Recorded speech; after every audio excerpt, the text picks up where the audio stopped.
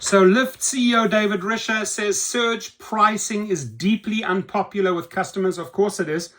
But if surge pricing does not exist, look, it's supply and demand.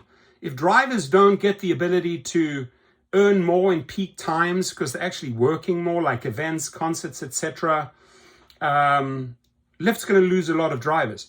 Now, surge doesn't really pay much, but it's something, right? It's something towards the bottom line.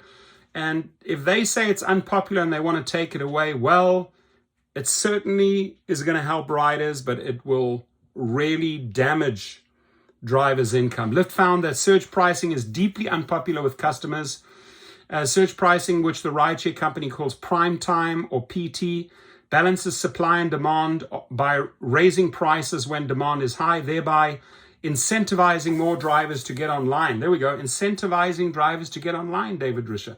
The company knew this was unpopular with customers, but the issue was clarified when Risher hit the road as a LYFT driver, as he does every 6 weeks or so, and picked up a rider who said she regularly wakes up early to check rideshare prices, and if they're too high, doesn't take the trip she had planned. It crystallized in my mind what I'd suspected for a while. It was time to break the PT habit, Risher said. To help eliminate the need for surge pricing, LYFT added features meant to increase the supply of drivers. The company added its earnings commitment. Here comes the lie again. The lie is included one more time.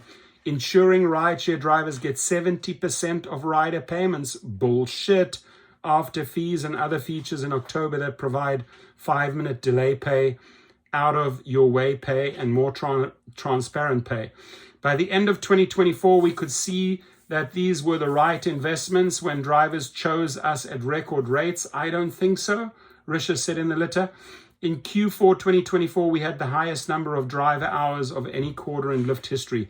In another effort to eliminate surge pricing, LYFT accelerated its work on a price lock feature that lets riders lock in a price for the rides they take, most frequently per the letter.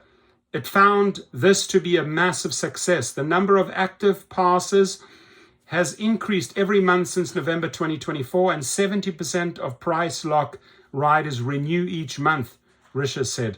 It's been such a hit that in February of this year, we extended the hours to accommodate late night commutes and other rides.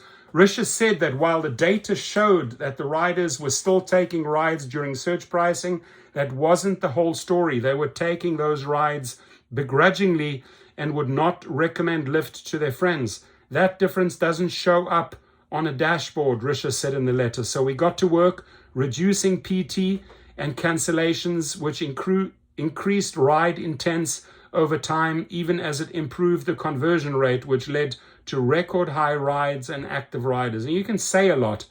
Whether it's true is a whole different story. Your comments.